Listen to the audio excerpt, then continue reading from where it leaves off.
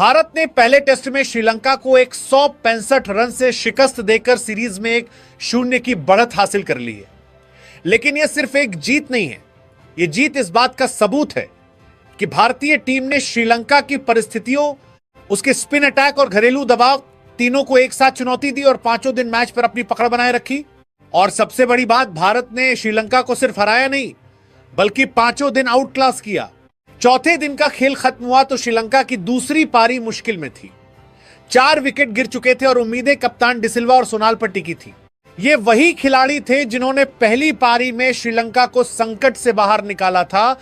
इसलिए 5वें दिन श्रीलंकाई फैंस को उम्मीद थी कि शायद यही दोनों बल्लेबाज एक बार फिर टीम को बचा ले। और शुरुआत में ऐसा लगा भी। डिसिल्वा और सोनाल ने भारतीय गेंदबाजों का डटकर सामना किया। दोनों ने समय बिताया, गेंद को सम्मान दिया और अपनी टीम को मुकाबले में बनाए रखने की कोशिश की। लेकिन सवाल था, आखिर भारतीय गेंदबाजों के सामने वे कब तक टिकते। और फिर वही हुआ जिसका भारतीय फैंस इंतजार कर रहे थे। डिसिल्वा 59 रन बनाकर आउट हुए। इसके बाद सोनाल भी 84 रन की शानदार पारी खेलने के बाद पवेलियन लौट गए। उनके आउट होते ही श्रीलंका की आखिरी उम्मीद भी लगभग खत्म हो गई। डिक्वेला ने 10 रन बनाए, नवांथा ने 20 रन बनाए, लेकिन भारतीय गेंदबाजों ने किसी भी बल्लेबाज को बड़ी साझेदारी बनाने का मौका नहीं दिया। और देखते ही देखते श्रीलंका की पूरी टीम दूसरी पारी में सिर्फ 206 रन पर ऑल आउट हो गई। मैच खत्म, श्रीलंका खत्म और भारत विजेता। अगर इस जीत में किसी एक गेंदबाज का नाम सबसे ऊपर रखा जाए तो वह है मानव सुथार। उन्होंने दूसरी पारी में श्रीलंका की बल्लेबाजी की कमर तोड़ दी और 6 विकेट हासिल करके भारतीय जीत की सबसे बड़ी नींव रखी। श्रीलंका की परिस्थितियों में स्पिन गेंदबाज से सिर्फ विकेट की उम्मीद नहीं होती, बल्कि उससे धैर्य, नियंत्रण और बल्लेबाज के दिमाग को पढ़ने की उम्मीद होती है। मानव सुथार ने इन तीनों चीजों का शानदार प्रदर्शन किया। उन्होंने बल्लेबाजों को लगातार दबाव में रखा, रन बनाने के विकल्प सीमित किए और जैसे ही श्रीलंकाई बल्लेबाजों ने जोखिम लेने की कोशिश की, भारतीय स्पिनर ने उसका फायदा उठा लिया।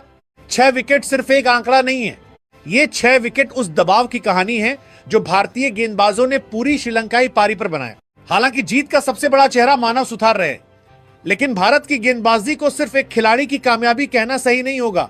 मोहम्मद सिराज, प्रसिद्ध कृष्णा, रविंद्र जडेजा और कुलदीप यादव सभी ने अपनी भूमिका बखूबी निभाई। तेज गेंदबाजों ने बल्लेबाजों को शुरुआत में परेशान किया, जबकि स्पिनर्स ने जैसे जैसे पिच का मिजाज बदला, श्रीलंकाई बल्लेबाजों पर शिकंजा कस दिया। यही भारत की गेंदबाजी की सबसे बड़ी खूबी रही। किसी एक गेंदबाज पर निर्भर रहने के बजाय भारतीय टीम के पास अलग अलग परिस्थितियों के लिए अलग अलग हथियार मौजूद थे।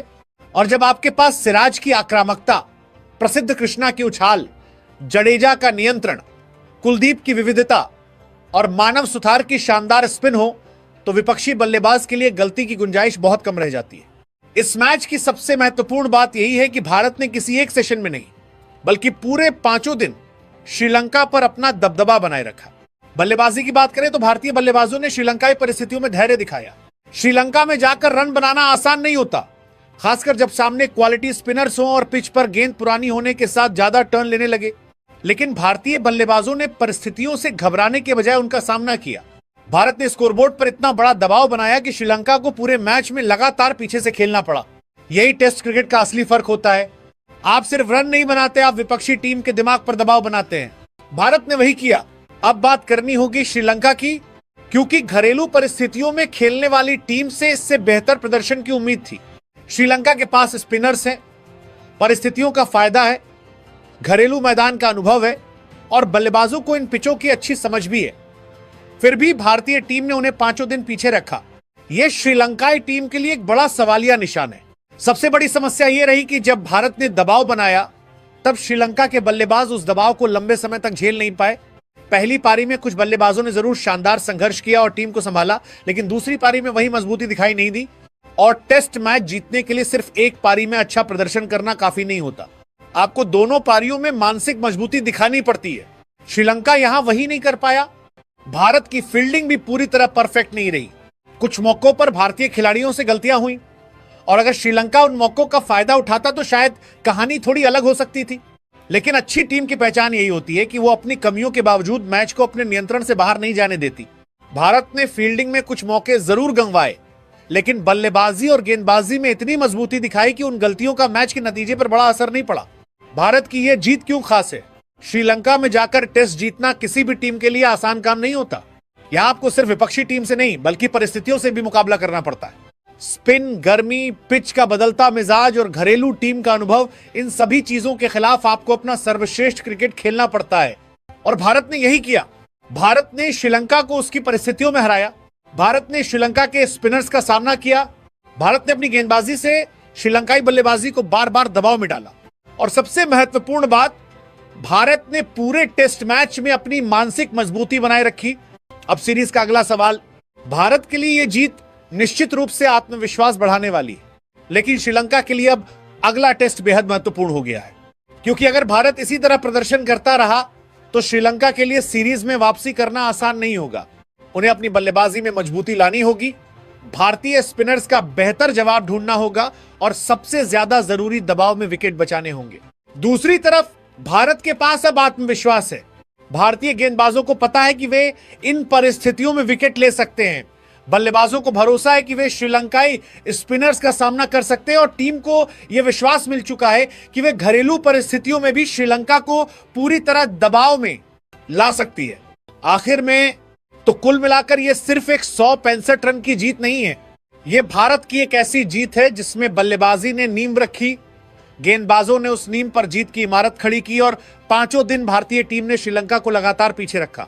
और इस जीत के सबसे चमकते सितारे रहे मानव सुथार, जिन्होंने 6 विकेट लेकर श्रीलंकाई बल्लेबाजी की आखिरी उम्मीदों को भी खत्म कर दिया।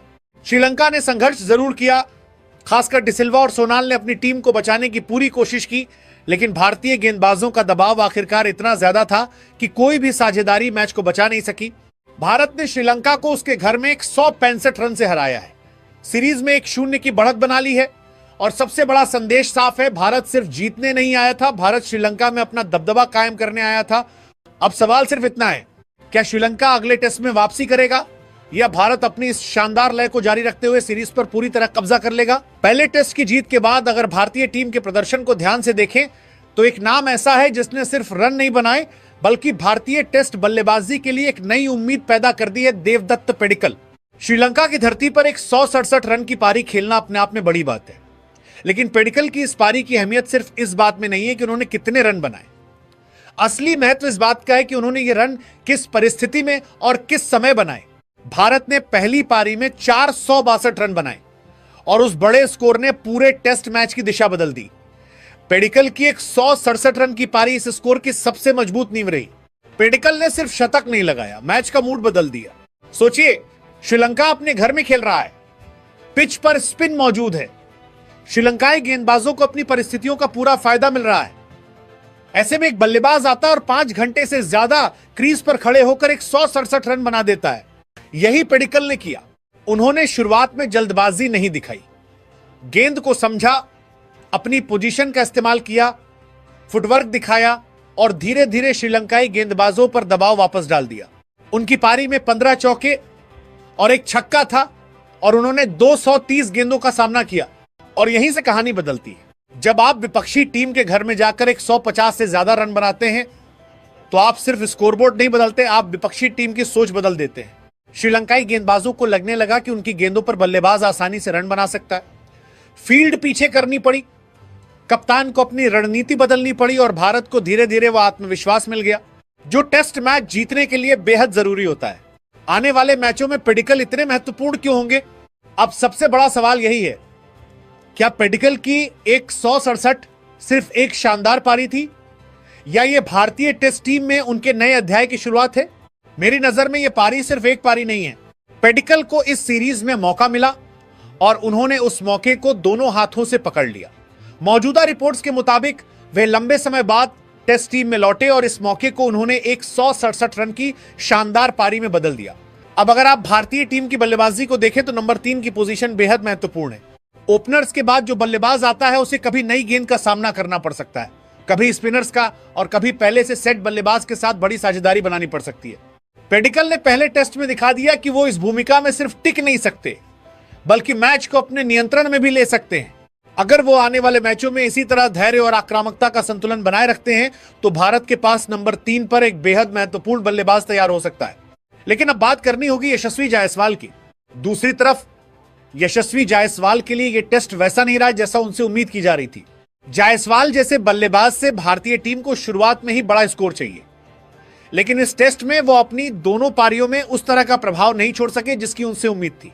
और यही टेस्ट क्रिकेट की खूबसूरती और क्रूरता दोनों है। एक मैच में एक बल्लेबाज 167 रन बनाकर हीरो बन जाता है, जबकि दूसरा बड़ा बल्लेबाज अपनी लय तलाशता रह जाता है। लेकिन जायसवाल को लेकर अभी घबराने की जरूरत नहीं है, क्योंकि एक खराब टेस्ट किसी बल्लेबाज की क्षमता को खत्म नहीं करता, बल्कि बड़े खिलाड़ी की पहचान यही होती है कि वो अगली पारी में कैसे वापसी करता है। और अब जायसवाल के पास दूसरे टेस्ट में जवाब देने का सबसे अच्छा मौका होगा। अगर भारत को सीरीज में क्लीन स्वीप करना है तो जायसवाल का फॉर्म में लौटना बेहद महत्वपूर्ण होगा। पहले टेस्ट में हार के बाद श्रीलंका अब सीरीज में 0-1 से पीछे है। दूसरा टेस्ट 23 अगस्त 2026 से कोलंबो में खेला जाएगा। अब श्रीलंका के सामने सिर्फ एक विकल्प है, वापसी। अगर वो दूसरा टेस्ट हार जाता है तो सीरीज भारत के नाम 2-0 हो जाएगी। और भारत के लिए भी यह मुकाबला सिर्फ सीरीज जीतने का नहीं है, भारत के लिए यह WTC पॉइंट्स का मुकाबला है। वर्ल्ड टेस्ट चैंपियनशिप, यहां एक एक जीत की कीमत है। वर्ल्ड टेस्ट चैंपियनशिप में हर टेस्ट मैच बेहद महत्वपूर्ण है, क्योंकि आखिर में मुकाबला सिर्फ पॉइंट्स का नहीं बल्कि पॉइंट्स परसेंटेज यानी PCT का होता है। पहले टेस्ट की जीत के बाद भारत की स्थिति में सुधार हुआ है और मौजूदा तालिका में भारत 5वें स्थान पर है।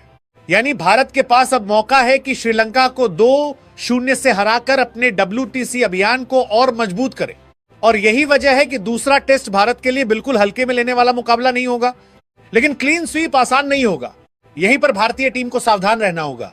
पहले टेस्ट में भारत ने शानदार प्रदर्शन किया है, लेकिन टेस्ट क्रिकेट में सबसे खतरनाक गलती यही होती है कि एक जीत के बाद आप विपक्षी टीम को हल्का समझने लगे। श्रीलंका अपने घर में खेल रहा है, उसके स्पिनर्स को परिस्थितियों की जानकारी है, और जब एक टीम 1-0 से पीछे होती है तो उसके अंदर वापसी की भूख भी होती है। इसलिए दूसरे टेस्ट में भारत को शुरुआत से ही उसी इंटेंसिटी के साथ खेलना होगा। भारत की सबसे बड़ी ताकत क्या होगी? मेरी नजर में भारत की सबसे बड़ी ताकत अब उसका बैलेंस है।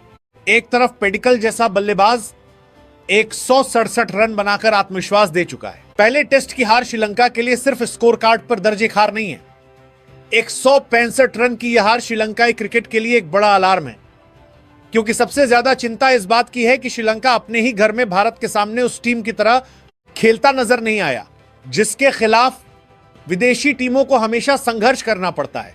श्रीलंका की सबसे बड़ी ताकत हमेशा उसकी घरेलू परिस्थितियां रही हैं।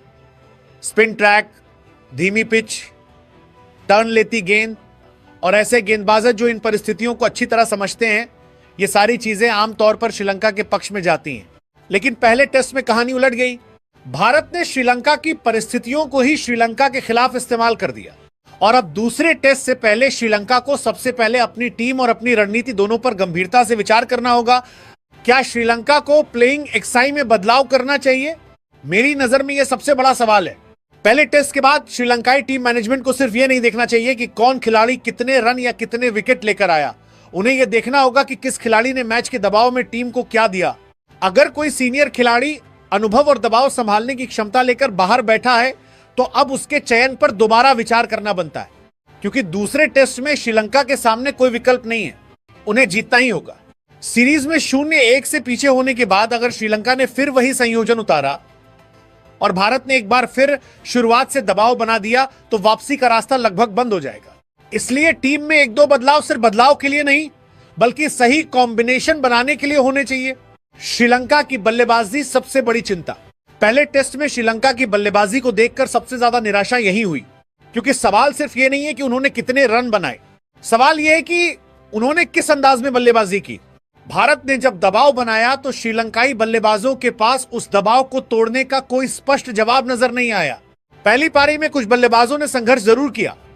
सोनाल दिनुशा और धनंजय डी सिल्वा जैसे खिलाड़ियों ने टीम को मुश्किल परिस्थितियों से निकालने की कोशिश की, लेकिन टेस्ट मैच सिर्फ एक पारी में अच्छा खेलने से नहीं जीता जाता। आपको चारों पारियों में मानसिक मजबूती दिखानी पड़ती है, और यही श्रीलंका पीछे रह गया। दूसरी पारी में जब भारत ने गेंदबाजी से शिकंजा कसा तो श्रीलंकाई बल्लेबाजी धीरे धीरे टूटती चली गई। यही वो जगह है जहां श्रीलंका को सबसे ज्यादा काम करना होगा। भारत के गेंदबाजों ने असली कमजोरी उजागर कर दी। भारत की गेंदबाजी ने श्रीलंका की बल्लेबाजी की कमियां छिपने नहीं दी। खासकर स्पिन के सामने श्रीलंकाई बल्लेबाजों को लगातार दबाव महसूस हुआ। मानव सुथार ने 6 विकेट लेकर शानदार प्रदर्शन किया और भारतीय स्पिन आक्रमण की गहराई को दिखा दिया।